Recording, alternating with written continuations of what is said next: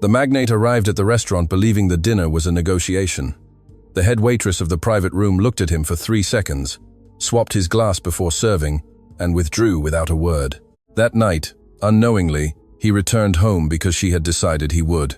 The warm light of the Emerald Hearth's private dining room filtered through the heavy curtains, as if apologizing in advance for what was about to unfold. It was a quiet afternoon. One of those Dublin afternoons when the city outside seemed to move in slow motion, and the secluded corners of fine restaurants filled with conversations, destined never to reach any public agenda. Liam O'Connell Fitzgerald crossed the Emerald Hearth's main lobby with the professional composure of a man who had been dining in that very restaurant for decades. A shipping and logistics magnate, owner of the O'Connell Group International, founded by his late father years ago, a mature man accustomed to arriving at his meetings with the calm focus of one who knows the world will adjust to his agenda. Mr. Seamus Murphy, the venerable maitre d' of the dining room, greeted him with the discreet bow of staff who had known 3 generations of a family. Mr. O'Connell, good afternoon. Mr. Walsh is already waiting for you in the private dining room. Mr. Murphy, as always, thank you for your attention. Liam walked towards the private dining room at the end of the corridor. It was the secluded space where his father, Donald O'Connell, had closed the group's first significant contracts when he was still a young entrepreneur without much capital. His father had once said a single phrase about that restaurant years ago. Liam, son, in this world, a man is measured by how he treats the person who serves his table, not by how he treats the person who signs his contracts. Liam had heard that phrase many times as a young man, forgotten it over the next 2 decades, preoccupied with building an empire his father had half inherited and which he had tripled. That afternoon, without knowing why, the phrase returned to his mind as he crossed the room's threshold. Inside, seated at the round table with its pristine white linen cloth, Ronan Walsh was already waiting with 2 glasses of white wine poured. The long-serving financial director of the O'Connell Group, Liam's right-hand man for over 2 decades, a man of impeccable professional presence, our godfather to a nephew Liam had met at a family wedding years ago. Liam, I was expecting you. Ronan, apologies for the delay.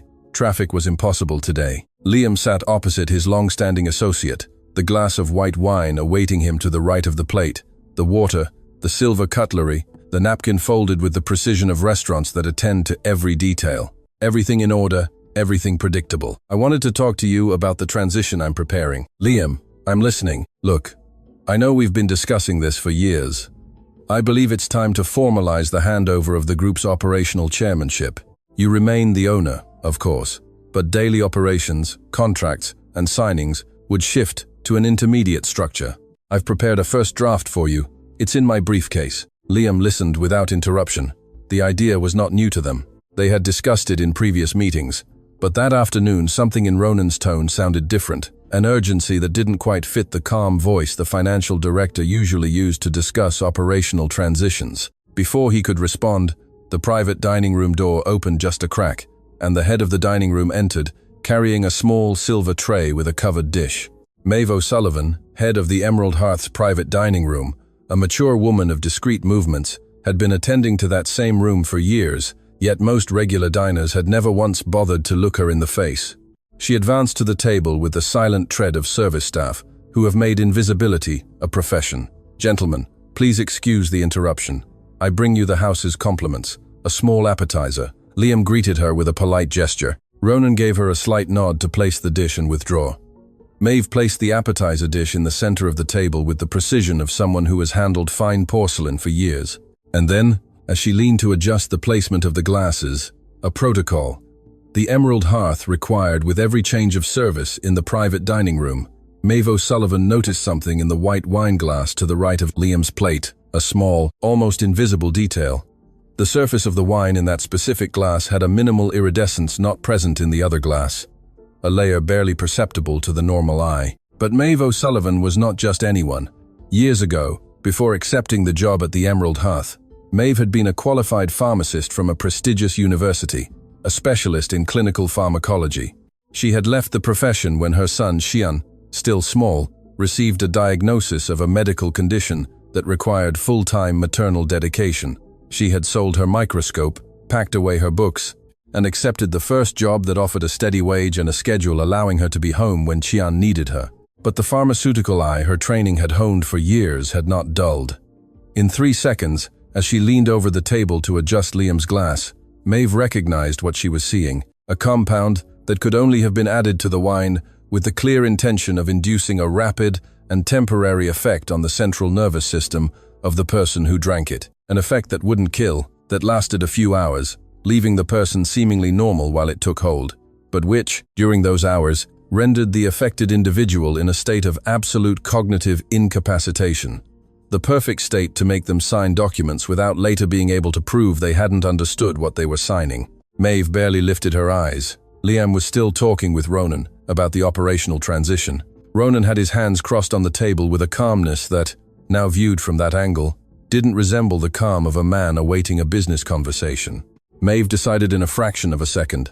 As Liam barely turned his head to glance at the appetizer in the center, Maeve adjusted both glasses with a simultaneous movement.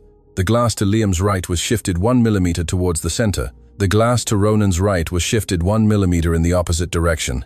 Then, with the same precision of professional service staff, Maeve made a gesture of wiping an imaginary fingerprint from the table with the spare napkin she carried on her tray, using the movement to slide the glasses so that the one reaching Liam's direct grasp was the other, the clean one, the one with nothing amiss. 3 seconds without a sound, without an obvious gesture. Neither of the two men at the table noticed. Maeve picked up the tray, bowing her head slightly. "Gentlemen, when you're ready for the first course, I'll signal the kitchen." Liam acknowledged her with a wave. Ronan didn't even look at her. Maeve left the private dining room, closing the door softly behind her with practiced protocol, walking down the side corridor with the calm stride of service staff. But inside, her heart pounded against her chest with a force she hadn't felt since the day the doctor had told her years ago that her son Qian would need imported medication for life. She had just made the riskiest decision of her adult life and still didn't know if she had done right, wrong, or something the world would judge in a way she couldn't anticipate. Inside the private dining room, Liam O'Connell Fitzgerald lifted the glass of white wine to the right of his plate. "Well, Ronan, I'm listening, but first, let's toast to these 20 years of working together." Ronan Walsh hesitated for a fraction of a second. It was such a small fraction that any normal diner would have mistaken it for the professional pause of a man preparing a response. But Liam, this time without knowing why, noticed it. He noticed it as he had noticed the atypical urgency in his associate's voice minutes earlier. He noticed it as he had noticed, without knowing why, his father Donald's phrase returning to his mind as he crossed the room's threshold. Something in that private dining room that afternoon didn't quite fit. To 20 years, Liam. The two glasses were raised simultaneously. Liam took a sip. Ronan, however, made the gesture of a toast but barely moistened his lips with the wine. Liam didn't notice. Ronan placed the glass back on the table with minimal care, a detail that would only be understood later. Well, as I was saying, the operational transition. Ronan took a folder from his briefcase, placed it on the table, and began to explain the points of the first draft to Liam. Technical language, clauses, timelines, mechanisms for the gradual handover of the operational chairmanship. Liam listened without interruption, but inside, he felt something strange he couldn't quite identify. It wasn't the taste of the wine. The wine was fine. It was something else, a small, out-of-place sensation that his mature businessman's brain had learned to register over the years when a business conversation held something unsaid beneath its surface. Ronan handed him the first document, asking him to read it carefully. Liam took it, glanced over it, and then, instead of reading it right there as Ronan seemed to be waiting with some urgency, he did something that changed everything without him yet knowing it. "Ronan, excuse me, I'll read this in my office. I don't like signing anything in the heat of a dinner. My father taught me that. I'll review these papers tomorrow. We'll discuss them calmly next week, and then we'll proceed as appropriate." Ronan placed the glass back on the table, this time with a minimally rougher movement, a contraction of the fingers that any diner would have mistaken for a professional tic. "Liam, but I brought this prepared for us to move forward today. We've discussed it for a long time, and we will move forward, Ronan. But not tonight, not like this." Ronan smiled. A polite, professional smile, exactly of the caliber the O'Connell Group's financial director had practiced for 2 decades opposite his associate. But in the man's eyes, for a fraction of a second, something appeared that Liam had never seen before in that gaze. Disappointment. Not the professional disappointment of an executive whose transition plan is postponed for a few weeks, The deep, silent disappointment of someone whose lifelong plan had just been suspended by an unexpected gesture. Liam, who had built an empire on his ability to read micro-expressions in difficult negotiators, registered that disappointment without yet knowing what it meant. He stored it away in a corner of his mind. He didn't often consult and continued talking with Ronan about the group's operational matters for the next few minutes, as if nothing had happened. Maeve, meanwhile, had returned to the Emerald Hearth's lobby. Mr. Seamus Murphy saw her emerge from the side corridor, her face paler than usual. The venerable maître d'hôtel spent decades observing the dining room staff. He knew Maeve's every professional gesture by heart. When she passed the counter without giving the discreet nod they always exchanged, Mr. Murphy immediately understood that something had happened in the private dining room. He waited for her to pass into the kitchen. Then he calmly followed the same route.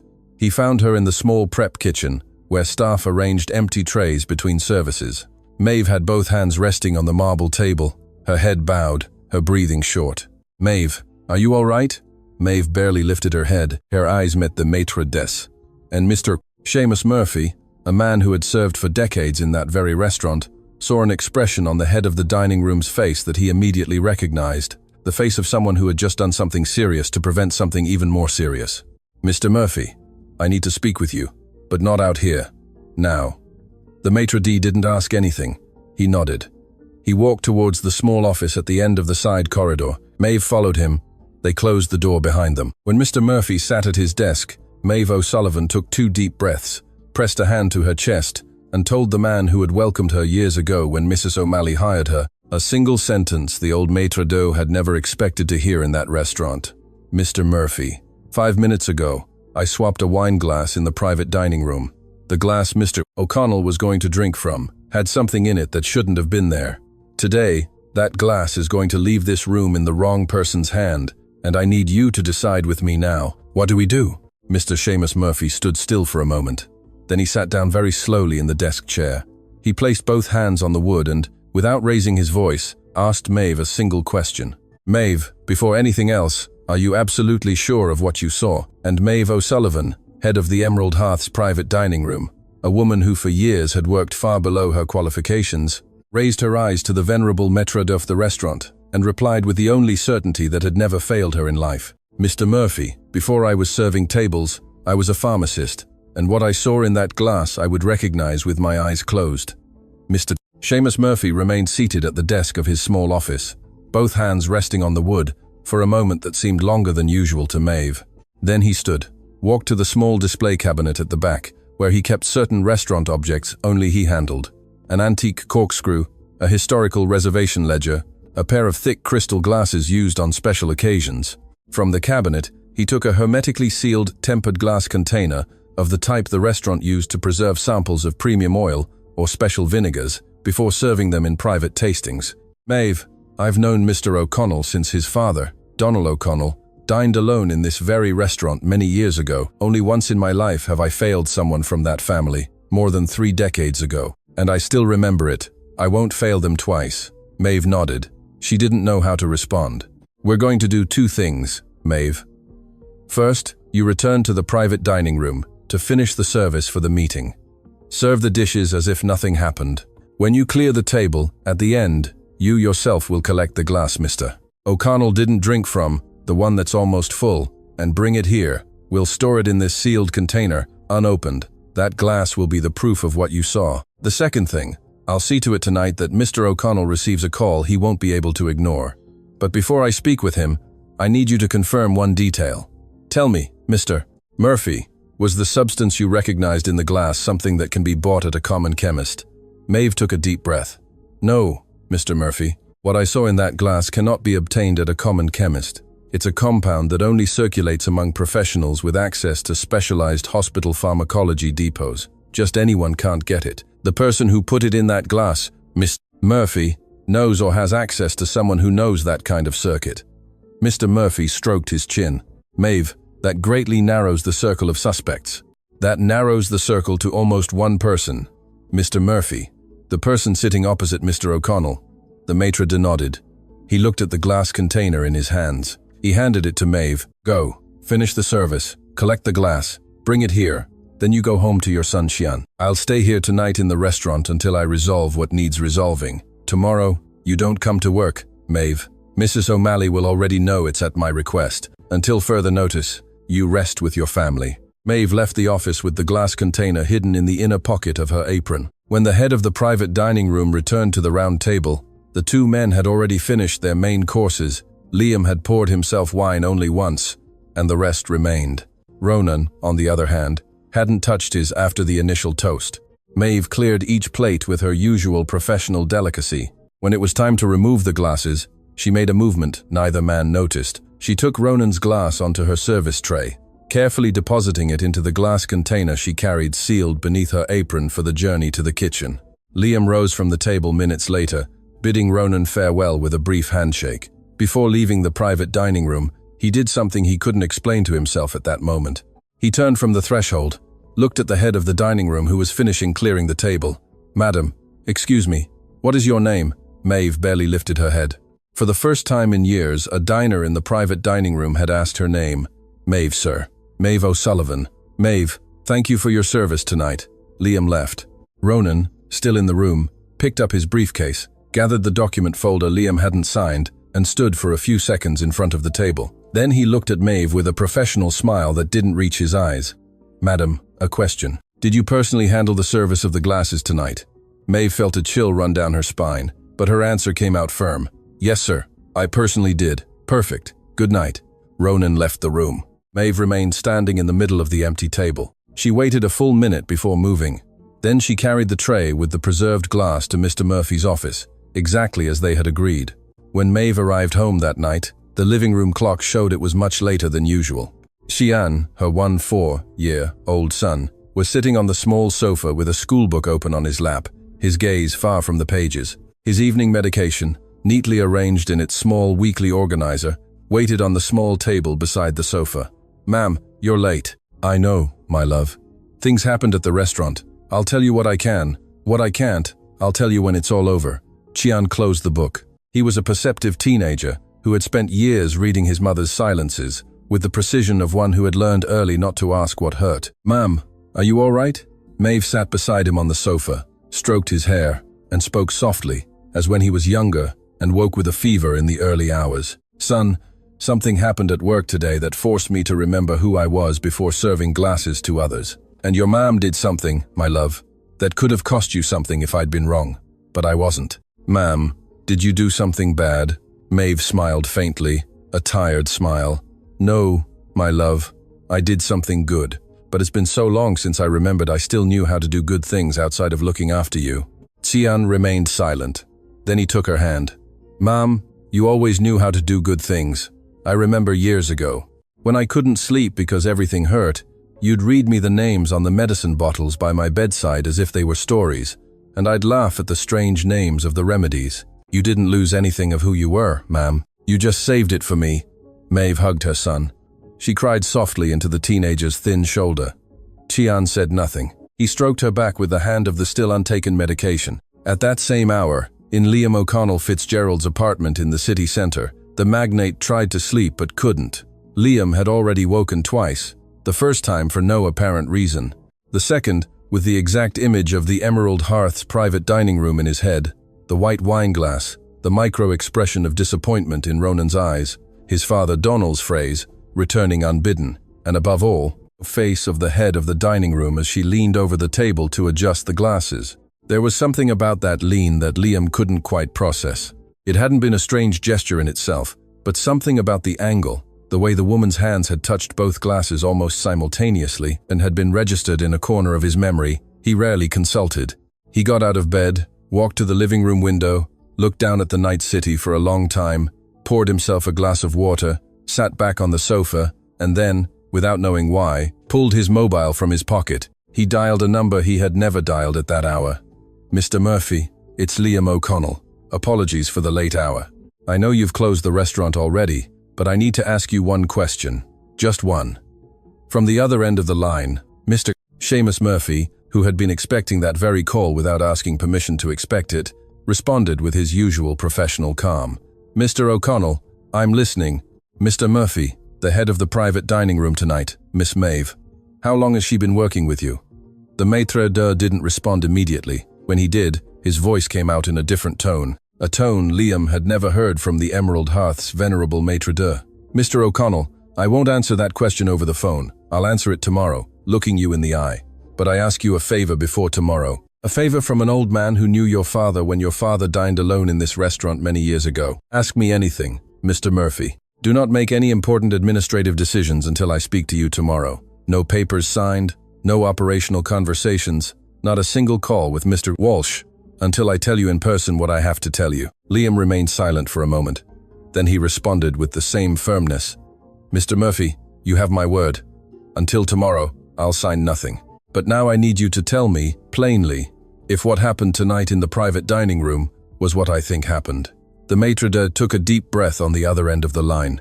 Mr. O'Connell, if I tell you everything over the phone, I would do you a disservice your father would not forgive. But I will tell you one thing. Tonight, a person who works in this restaurant did something for you that no one in your immediate circle would have been capable of doing. And that person, Mr. O'Connell, will ask for nothing in return. Tomorrow, I will explain the rest. Liam felt his pulse quicken. Mr. Murphy, first thing tomorrow, I'll be at the restaurant. I'll expect you at 9, Mr. O'Connell. They hung up. Liam stood in his apartment, living room, mobile phone in hand. The city outside remained asleep. For the first time in many years, he knew that something had happened that afternoon, which didn't fit into any of the usual categories of his adult life. He unintentionally recalled another phrase from his father, one he had forgotten even more thoroughly than the first. Donald O'Connell, in his later years, had once said to Liam, "Son, the day you feel something doesn't fit at a table where you're dining, stop thinking about the business. Think about the person who served that table. That person saw things you will never see." Liam sat back on the sofa, buried his face in his hands, and for the first time in many, many years, in the middle of the night, felt something very much like fear. A few kilometers away, in a private apartment whose exact address almost no one in the O'Connell group knew, Ronan Walsh had just finished speaking on the phone with a person whose identity he would never reveal to anyone in the group. The conversation had been brief. Ronan had, with his usual professional calm, reported that that afternoon's operation hadn't gone as planned, that Liam hadn't signed the documents, that he had probably suspected something, and that another phase of the plan would have to be brought forward in the coming days. When he hung up, Ronan poured himself a short drink and walked to his living room window, and then, without knowing why, for the first time that afternoon, he remembered the face of the Emerald Hearth's head of the private dining room, a woman he had never paid close attention to for years, a woman who that night had leaned over the table to adjust the glasses with a gesture that at the time had seemed normal to him, but which now, in the calm of the apartment, began to seem like something else. Ronan placed the glass on the windowsill, and for the first time since the plan had been conceived, a minimal, almost imperceptible suspicion crossed his mind. A suspicion he would dismiss within minutes, a suspicion he would deem absurd, but a suspicion nonetheless. Liam O'Connell Fitzgerald arrived at the Emerald Hearth before 9 the next morning. The restaurant's facade still had its inner curtains half drawn, but the side service door was already open. Mr. Seamus Murphy awaited him in the lobby with the serene posture of older men who have spent decades deciding how much to tell and in what order. "Mr. O'Connell, please come in.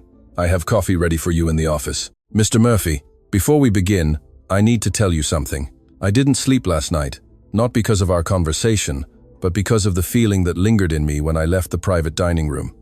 It was a sensation I hadn't had in years.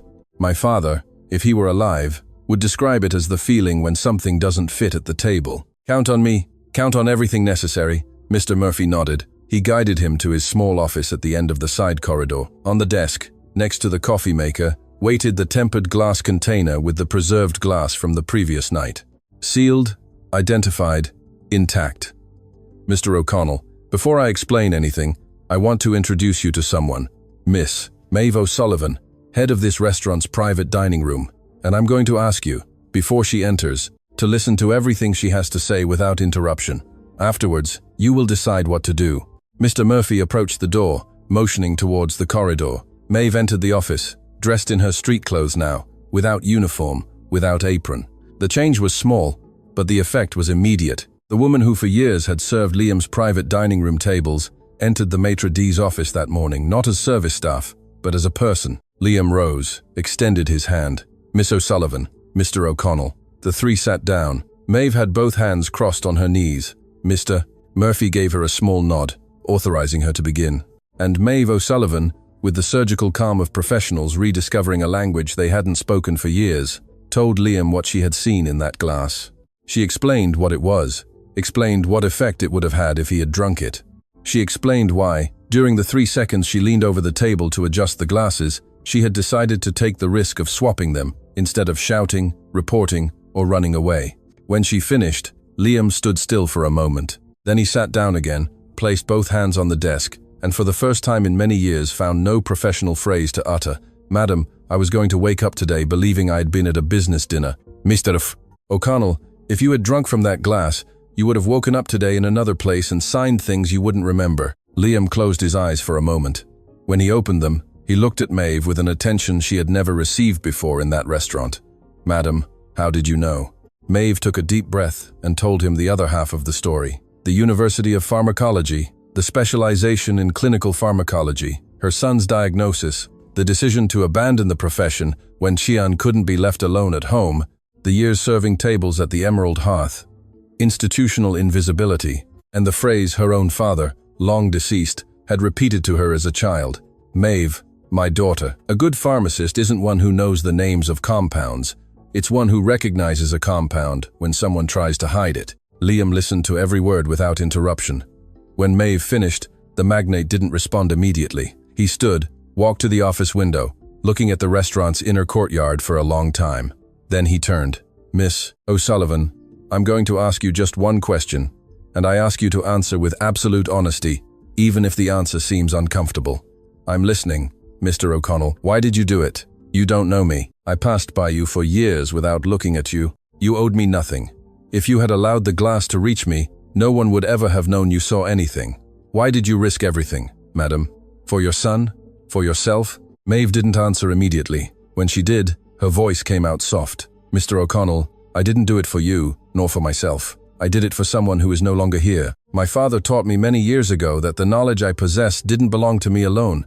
It belonged to the first human being who needed it before me. That afternoon in the private dining room, that human being was you. If I didn't act, I would betray what my father taught me. And that, Mr. O'Connell, was my duty not to betray." Liam remained silent. Then he walked to the desk. He placed his hand on the glass container holding the preserved glass. "Mr. Murphy, this glass has been sealed since last night. Closed and sealed. No one opened it. I need that glass to undergo a private forensic analysis in the next few hours. I'm going to call a barrister. I trust implicitly to coordinate everything, and I'm going to ask you, Miss O'Sullivan, to authorize me to use what you said in this office as the basis for an internal investigation of the O'Connell Group. I authorize it, Mr. O'Connell. One more thing. From today onwards, your son Xian will no longer depend on a service wage for the imported medication he needs. That will be covered by my group from this moment. It's not a thank you. It's the bare minimum of what I owe you." Maeve lowered her gaze. Tears welled up without her being able to stop them. She didn't let them fall. "Mr. O'Connell, I thank you, but I'm going to ask you just one thing. Ask me, madam. Don't tell my son yet. I want to be the one to tell him when he's ready to hear it from me." Liam nodded. At 11 a.m., Barrister Brid McKenna entered through the Emerald Hearth side door. A corporate criminal barrister with extensive experience in sophisticated economic crimes. She had been representing Liam's personal interests for years.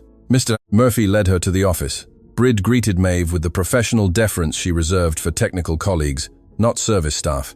Liam had told her over the phone who the woman she would meet was. "Miss O'Sullivan, it's an honor. We'll be working together from today." Maeve silently shook the barrister's hand. Brid examined the sealed container. She called Dr. Cormac Flynn, a private forensic medical examiner she trusted implicitly, to coordinate the analysis. Dr. Flynn confirmed he would have the preliminary report within a few hours. The glass was transferred under professional chain of custody to the laboratory.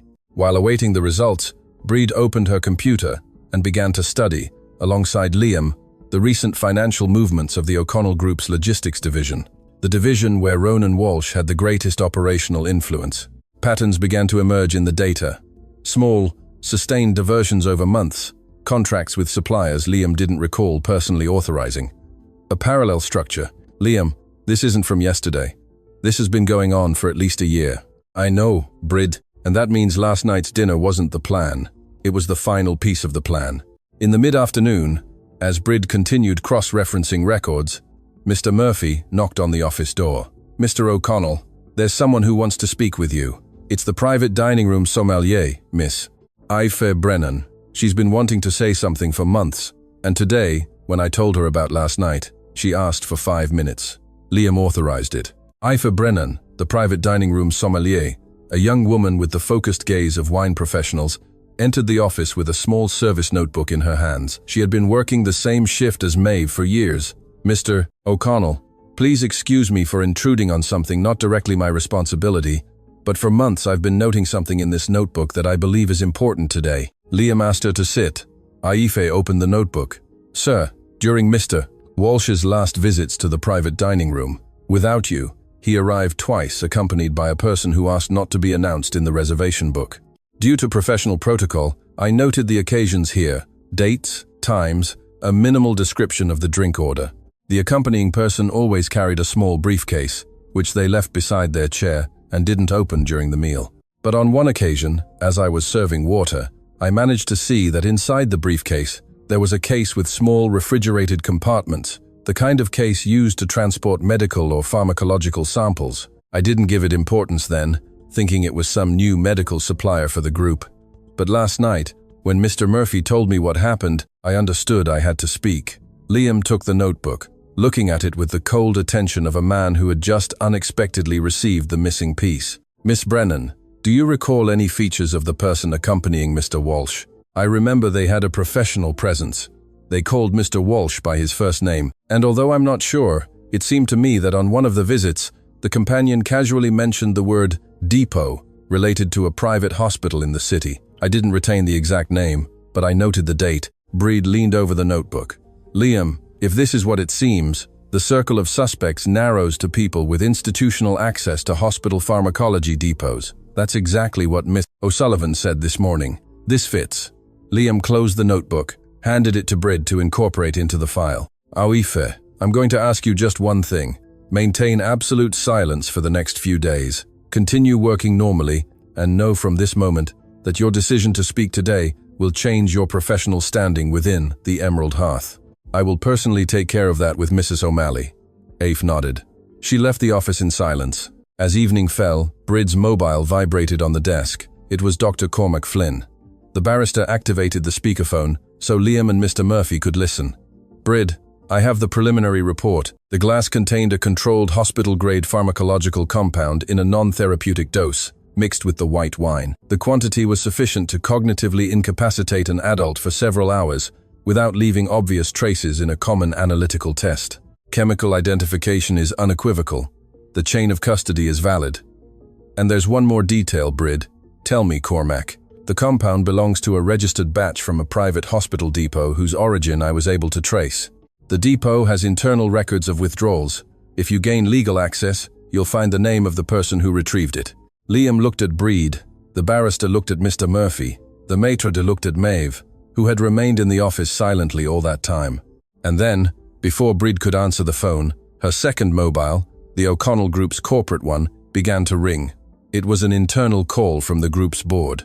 Breed answered, listened to 3 sentences, hung up, and looked at Liam with an expression the magnate had never seen on his long-serving barrister.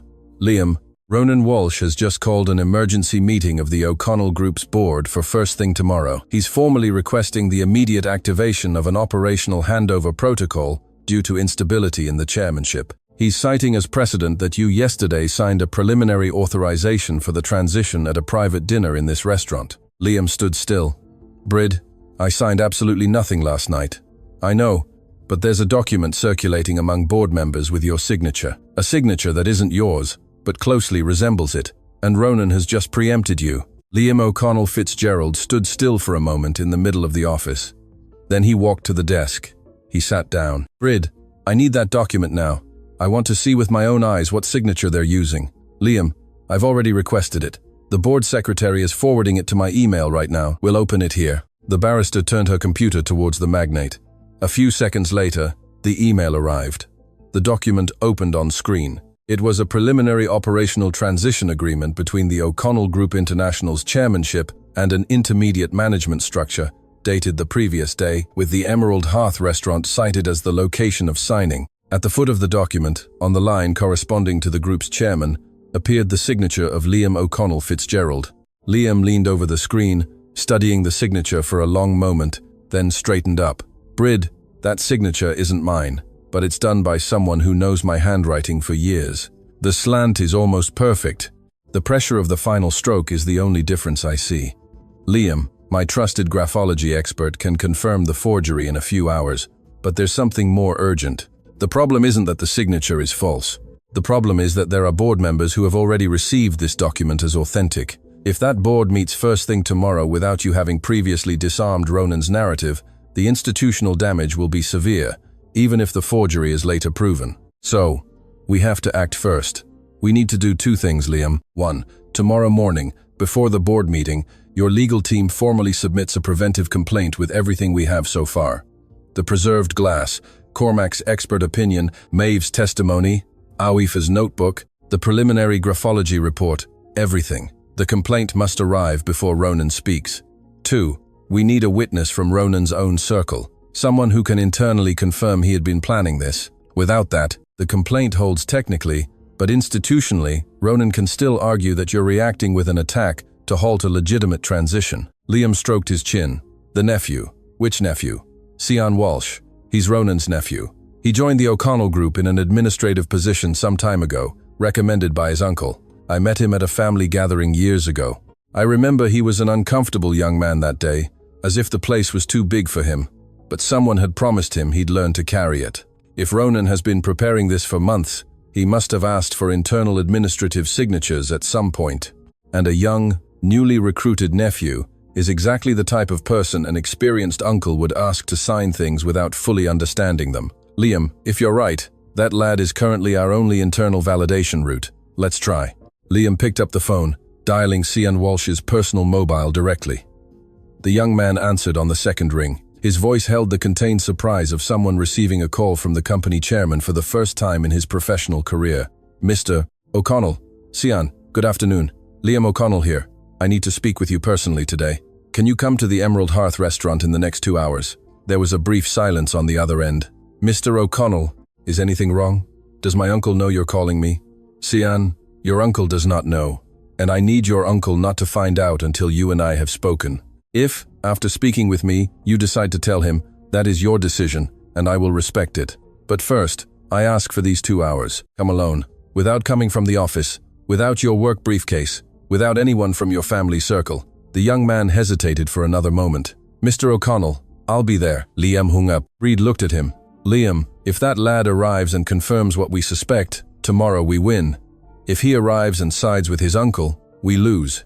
Breed, if that lad had sided with his uncle without hesitation, he wouldn't have asked me on the phone if his uncle knew I was calling him. That question is the answer. While they waited for Sian, Maeve O'Sullivan asked permission to withdraw for a moment. She needed to go home. She needed to tell Sian, before anything else, that the decision to cover his permanent imported medication had been made that morning. Mr. Murphy offered her the restaurant's driver.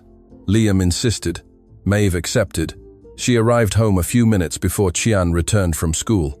The teenager entered the apartment with his backpack on his shoulder and was surprised to see her in the kitchen at that hour. "Ma'am, what are you doing home so early? Are you sick?" "No, my love. Sit down. I have something important to tell you." Chian dropped his backpack onto the chair. He sat opposite his mother at the small kitchen table. Maeve took 2 deep breaths. She took both his hands. "Son, something serious happened at the restaurant last night. I couldn't tell you yesterday. Today, I can. A very important person was about to go through something grave. I realized it in time. I did what I had to do. That person, son, found out this morning what I did and offered me something I'll never be able to thank him enough for." Tian listened without moving. "Ma'am, what did he offer you?" "That your imported medication, my love, the one I've had to scramble for every month for years, is covered by his group permanently from now on, without conditions, until you no longer need it." Tian opened his eyes slowly, then closed them, then opened them again. Tears welled up without him being able to stop them. "Ma'am, permanently?" "Permanently, my love." Tian got up from the chair, walked to his mother, and hugged her with the awkward strength of teenagers who suddenly become children again for an instant. "Ma'am, You became a pharmacist again last night, didn't you? Maeve couldn't answer immediately. When she did, her voice came out broken. Yes, my love. Last night, for a few seconds, I became who I was before you. Mom, I always knew you still were that. I just didn't want you to show it yet because I was afraid that by becoming that again, you'd forget how to be my mom. Maeve hugged her son tighter, kissed his forehead, and for the first time in years, knew that the decision she had made in those 3 seconds had not cost her son anything she feared losing. Upon returning to the Emerald Hearth, Maeve found Sean Walsh already seated in Mr. Murphy's small office. The young man's face was tired, like someone who had spent months sleeping poorly, for reasons he dared not voice aloud. Liam and Brid listened in silence. Mr. Murphy remained standing by the door. And for months now, Mr. O'Connell, my uncle, has been asking me to sign things I didn't fully understand at the time. Administrative documents, internal authorizations, validations of new suppliers for the logistics division, which he said were routine for the position. I signed because he was my uncle, because he had recommended me to join the group, because my mother, his sister, always told me my uncle was teaching me the ropes inside. But a few weeks ago, one of the signatures he asked me for was an authorization for funds transfer to a company I didn't recognize. I asked him what it was. He told me to trust him. I signed, but that night I didn't sleep, and since then, whenever I can, I've been collecting copies of every document he made me sign. I have them in a personal folder at my house. If you give me a few hours, Mr. O'Connell, I'll bring them all today. Brid took notes. Liam looked at the young man. Sian, why did you never say anything? Mr. O'Connell, because my uncle was the only close relative who had looked out for me after my father left. Speaking against him felt like breaking something I didn't dare to break, until you called me this afternoon. When you asked me on the phone if my uncle knew I was speaking to you, I understood something had happened, and I also understood I couldn't keep covering it up anymore. Liam nodded, extended his hand to the young man. Sean, go home. Bring that folder. Bring it directly to Brid at her office. Tonight, it stays in legal custody. Tomorrow, it becomes an annex to the complaint. And from tomorrow, you don't answer your uncle's phone until I authorize you. If he calls, you don't answer. If he shows up, you don't open. Today, you return the group to me. I will personally look after you when this is over. The young man nodded, his eyes bright. He left the office. Maeve, from the threshold, watched him walk down the corridor.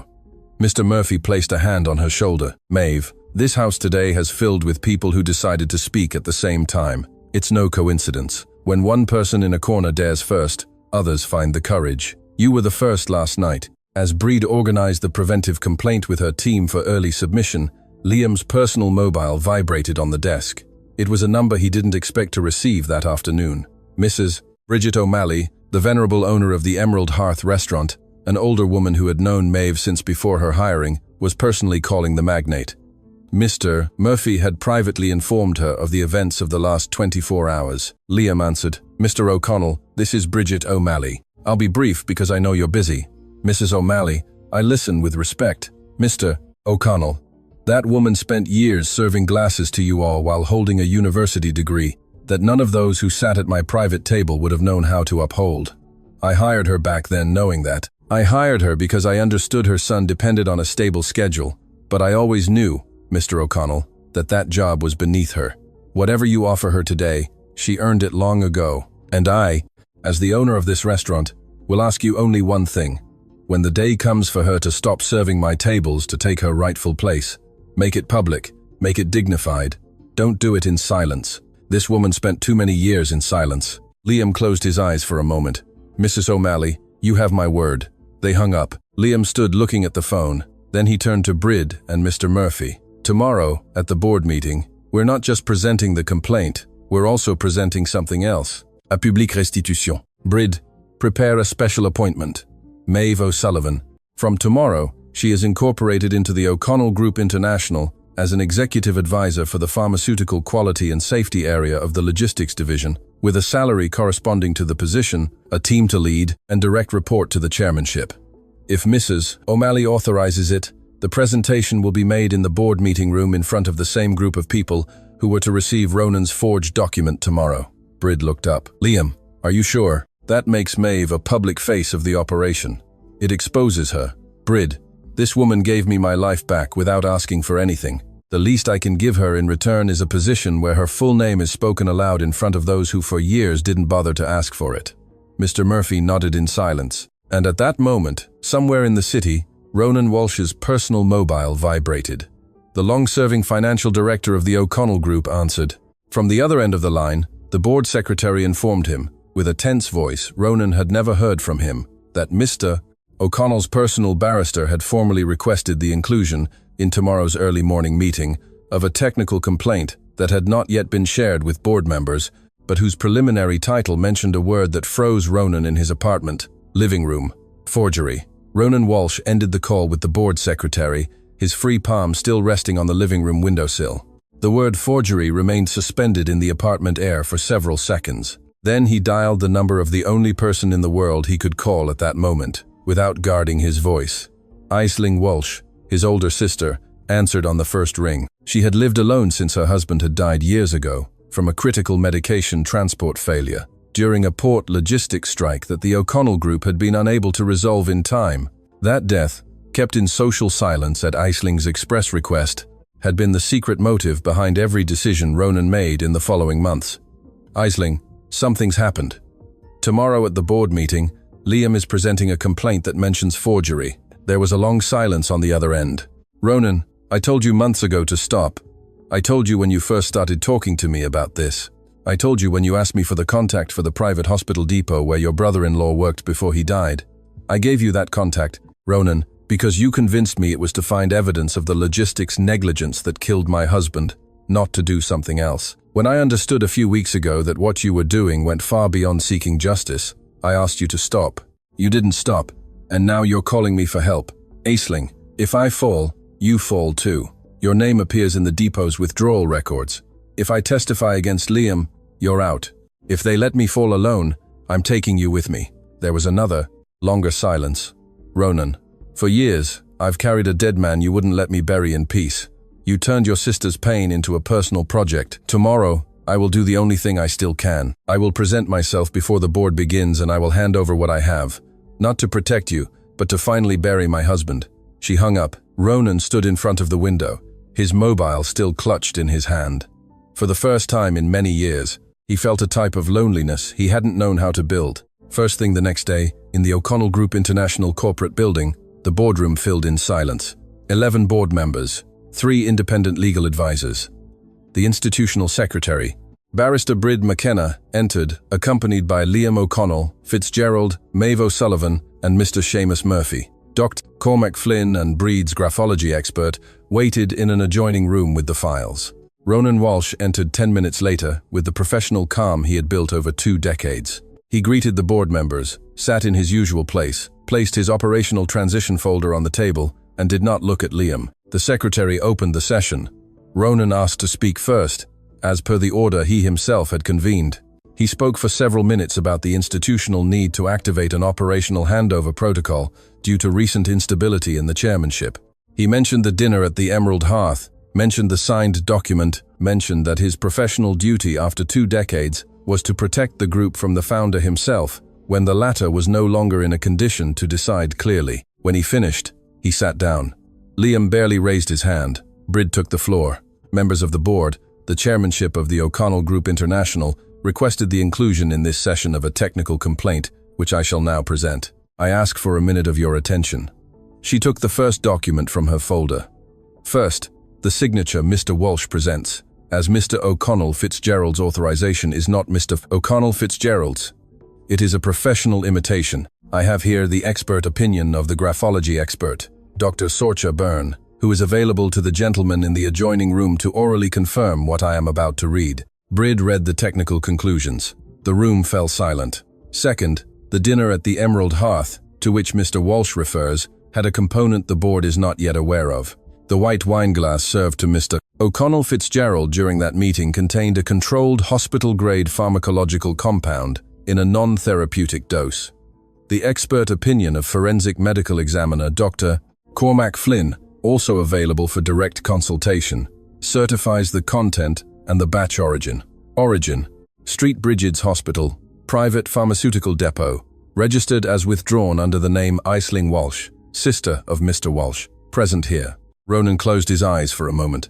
Third, Mr. Walsh's nephew, Mr. Sian Walsh, an administrative employee of the O'Connell Group, voluntarily handed over a folder with copies of every document his uncle made him sign over the last few months. That folder documents the sustained diversion of funds from the logistics division to a parallel company controlled by Mr. Walsh. Fourth, the sommelier of the Emerald Hearth private dining room, Miss Aoife Brennan, handed over a service notebook where she noted for months Mr. Walsh's atypical visits to the private dining room, accompanied by a person with a medical professional profile, carrying a refrigerated case for samples. That notebook is incorporated into the file. Fifth, Miss Maeve O'Sullivan, head of the Emerald Hearth private dining room, university trained in clinical pharmacology, visually identified the substance in the glass while serving the table and substituted it with the glass intended for Mr. Walsh, without either diner noticing. The glass preserved by Miss O'Sullivan and safeguarded by the maitre d', Mr. Murphy, is the piece supporting the aforementioned forensic report. Brid placed the last folder on the table. And sixth, gentleman, Mr. Walsh's sister, Miss Usling Walsh, presented herself this morning before this session began at my office and voluntarily signed a technical statement detailing her involvement in obtaining the compound, the personal reason she agreed to collaborate, the death of her husband years ago during a logistics episode, and the exact moment she asked her brother to abandon the plan, a request he did not heed. That statement is available to the board. Brid stepped back, sat down. The silence in the room was absolute. Liam O'Connell Fitzgerald took the floor. He didn't raise his voice. He didn't need to. Gentlemen, I entrusted Ronan Walsh with the financial administration of this group for over 2 decades. Years ago, I stopped looking at the people who served my table, stopped listening to the people who knew the small movements within the group. I stopped paying attention to the sommelier who poured my water, or the maitre d' who greeted me at the door. My blindness allowed everything you have just heard, and here we are today, alive and present. Not because of me, we are here because of a single person seated to my left in this room, who for years... In footnote, Ronan, I will not speak to you further. Any words from me are superfluous. Brid and the justice system will deal with you from this moment on. Ronan slowly stood. He looked one last time at the room where he had worked for 2 decades. He walked towards the exit. 2 independent legal advisors escorted him to the corridor, where corporate security personnel coordinated by Brid took over the procedure. The door closed. Liam looked at the board members. He continued, before closing this session, I have a second item for the agenda. Brid, please. The barrister stood again, took the last document from her folder. Gentlemen, the chairmanship of the O'Connell Group International requests the immediate incorporation of Miss Maeve O'Sullivan as executive advisor for the pharmaceutical quality and safety area of the group's logistics division. Direct report to the chairmanship. Salary corresponding to the position. Team of 5 people under her charge. Initial mandate: to reformulate the group's medical supply, transport, and custody protocols across all logistics divisions in order to prevent any future episode like the one that affected a family member of an employee years ago and which should have been detected in time by this group. Miss O'Sullivan holds a university degree in clinical pharmacology, certified by the University of the Southern Coast, and has years of quiet professional experience in the service industry, which allowed her to develop what we now call in the industry field operational insight. I request that the board approve her nomination by acclamation. Liam stood up, extended his hand to Maeve. Miss O'Sullivan, if you accept. Maeve slowly stood. She struggled to keep her voice steady, but replied to the entire board with the only certainty that had become clear to her in the last few hours. Mr. O'Connell, I accept not for you, nor for myself, but for someone who is no longer here, my father, and for someone who is my son, Chian. The room applauded. Mr. Murphy, from his place, nodded in silence. Mrs. Bridget O'Malley, who had been invited as an institutional witness and was seated at the back of the room, pressed a hand to her chest. When the session ended, Maeve stayed behind for a moment, speaking with Mr. Murphy and Mrs. O'Malley. Liam went out into the corridor. Cian Walsh was waiting for him on the side sofa. The young man's face was distraught, like someone who had spent the last few hours silently witnessing his uncle's downfall. Liam sat beside him.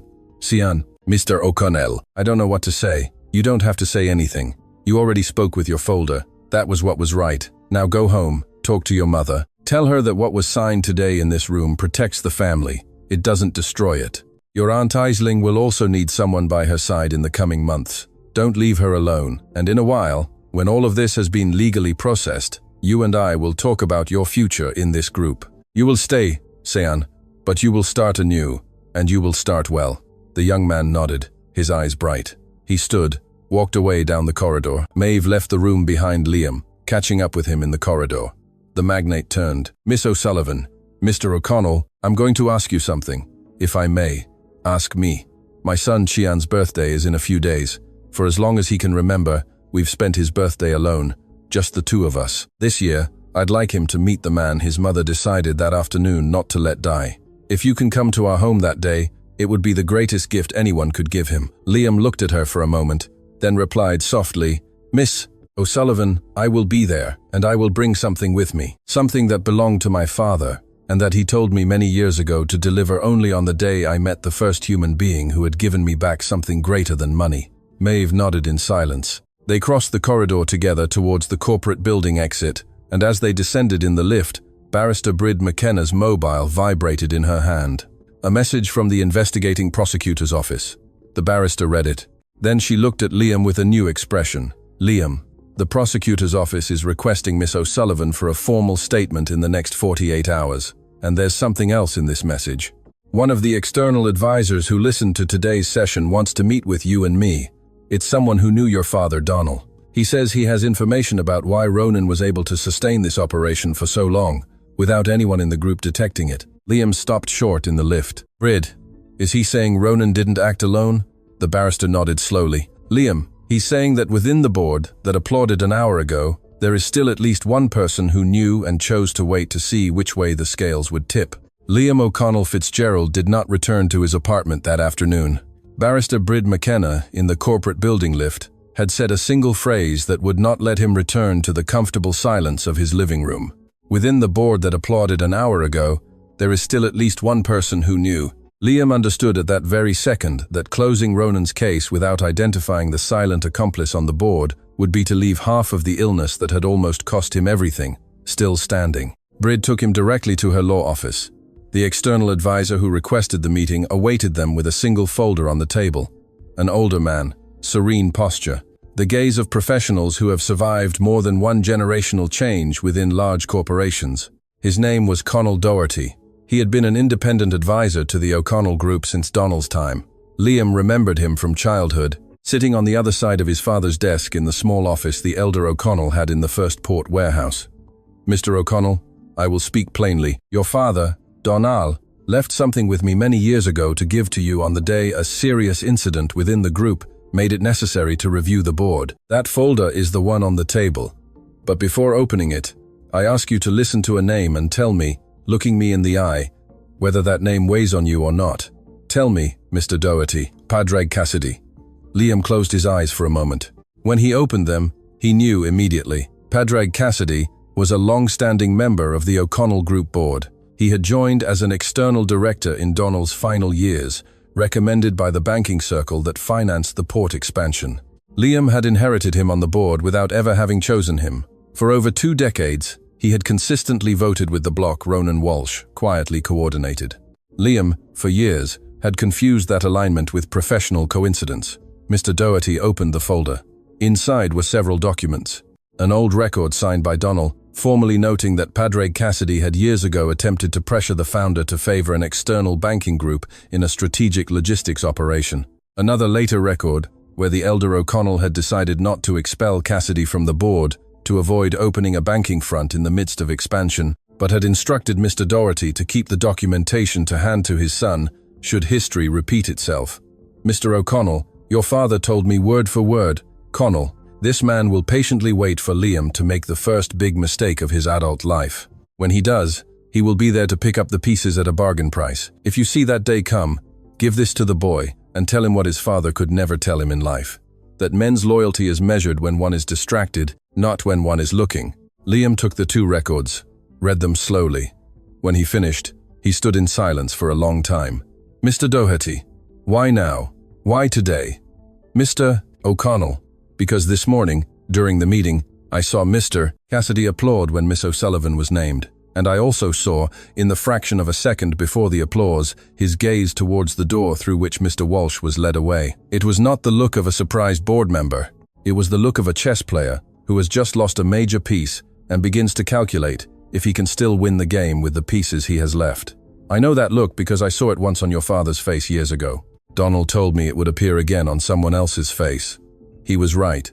Liam closed the folder, handed it to Breed. Breed, expand the complaint. Add Padraig Cassidy as an institutional accomplice.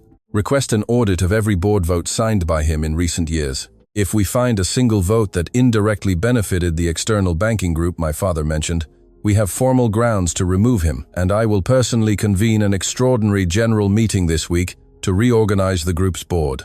Cassidy is out. Those who systematically voted with him without technical justification are out. New people come in.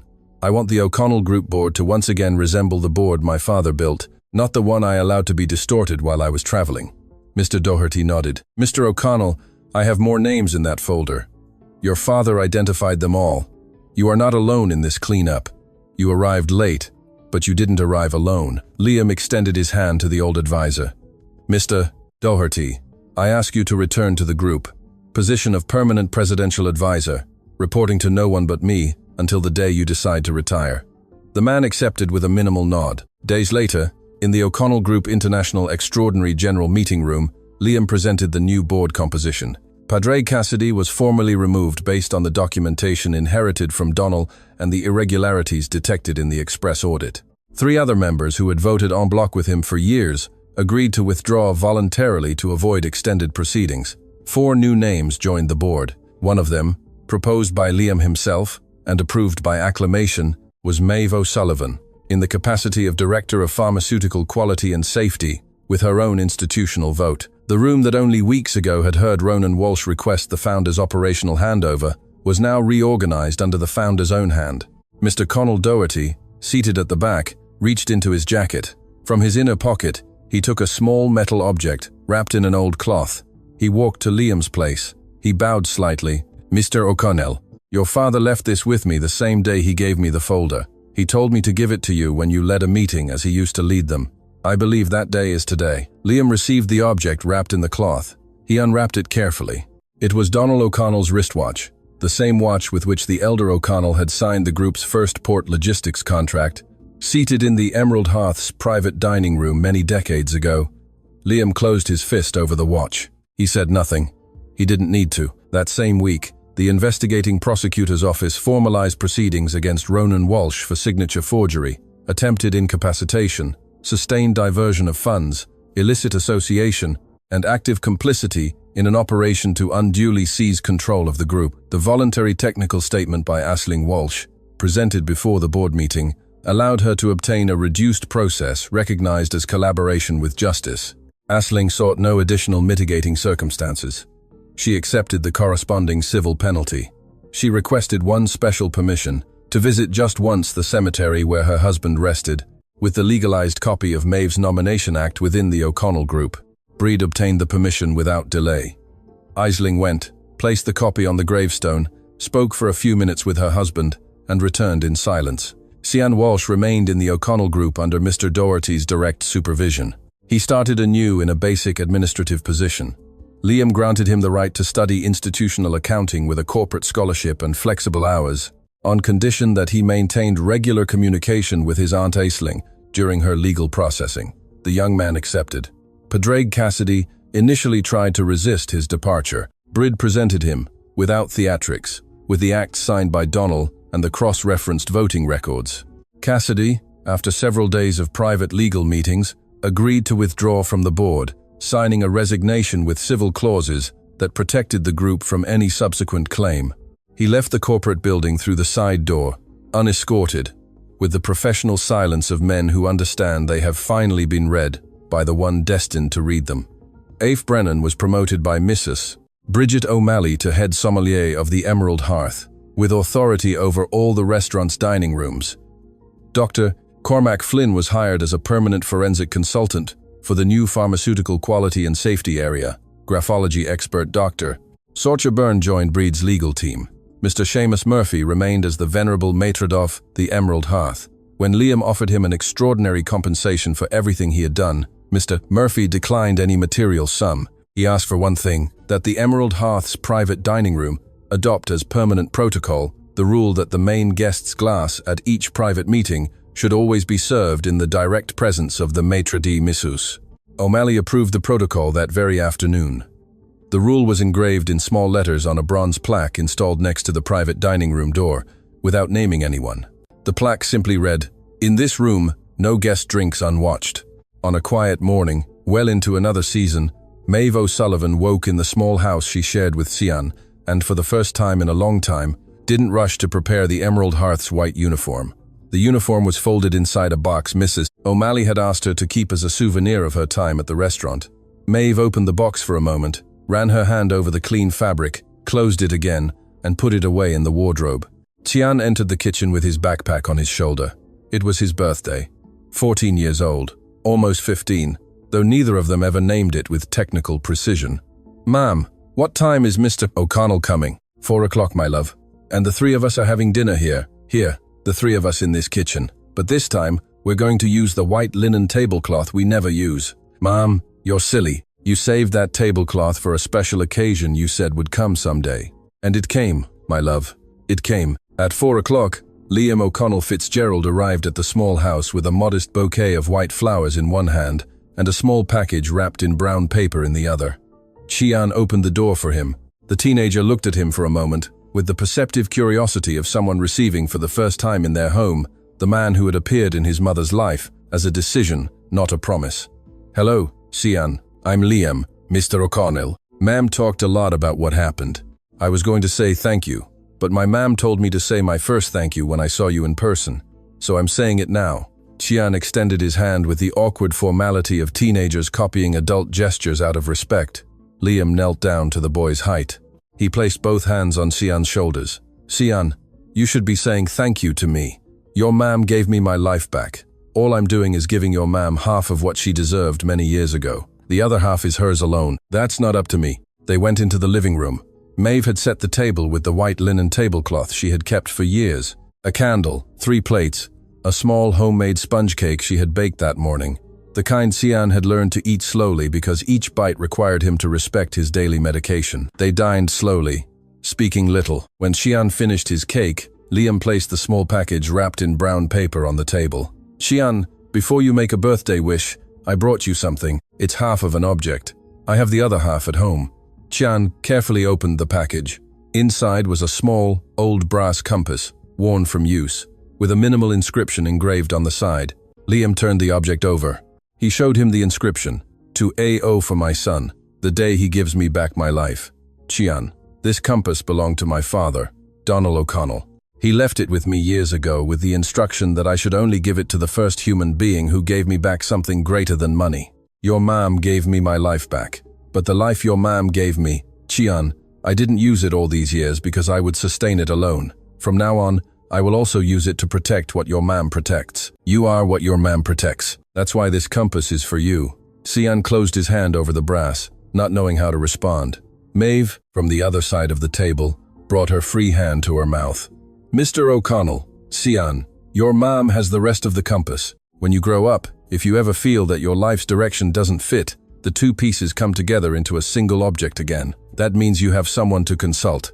Your ma'am, me, both of us." Qian nodded, his eyes bright. "Mr. O'Connell, when I finish secondary school, I want to study biochemistry to understand the compounds my ma'am recognized that night, and so that someday, if someone sits at a table where something bad is happening, another person like my ma'am can realize it in time." Liam hugged him. Maeve got up from her chair, walked to the kitchen window, and stood looking out at the city for a long time. When she turned back to the table, her eyes were moist, but her voice came out firm.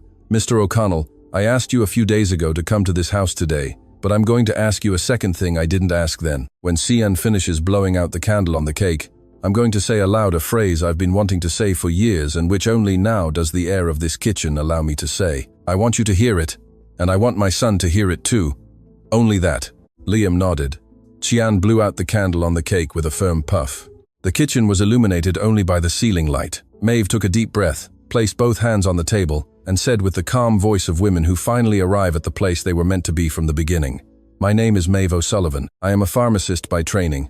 I am Qian's mother, and for years I believed that being invisible was the price I had to pay to sustain what I loved. One afternoon, in a private dining room, I understood that I was wrong, that what I loved was better sustained when I dared to see, and that the world sometimes depends on the quietest person in a room, daring to make a gesture, no one asked of them. Today in my kitchen, in front of my son, and in front of the man who came home because I decided he would, I say aloud the only thing I had left to say in all these years. I lost nothing when I left my profession for my son. I saved, and what is saved with love is not lost. It is returned at some point to someone who needs it, to my son, to a magnate, to the world, to a memory. Xian got up from his chair, walked to his mother, and hugged her tightly. Liam, from the other side of the table, brought a hand to his chest, and Maeve, hugging her son and looking at the man whose life she had decided to save in 3 seconds, added the last sentence in a low voice, almost to herself. Dad, wherever you are today, thank you. The knowledge you taught me, I returned. Your daughter kept her word. There are those who believe that the owner of an empire is the person who signs contracts in boardrooms, the person whose name appears on building facades, the person who arrives at expensive restaurants in an immaculate suit with a cordial greeting. The story of Maeve O'Sullivan exists to teach us the opposite. Sometimes the real owner of an empire for 3 seconds is the person who approaches the table with a tray, doesn't lift their eyes, and swaps a glass without anyone seeing them. That person, for 3 seconds, holds in their hand a life not their own, which the world had taught them they didn't deserve. And when that person dares, without asking permission, to make the only correct gesture in the entire room, we discover too late, and at the same time, just in time, that for years we have confused loyalty with a uniform, that the people who best know what is happening at a table are always those the other diners never bothered to look in the face, that knowledge someone keeps in silence for years is not lost. It is returned intact the first instant someone before that person needs it, and that the person who never asked us for anything in life is often the only one who gave us back our lives when we didn't even know we had unknowingly placed them in the wrong glass.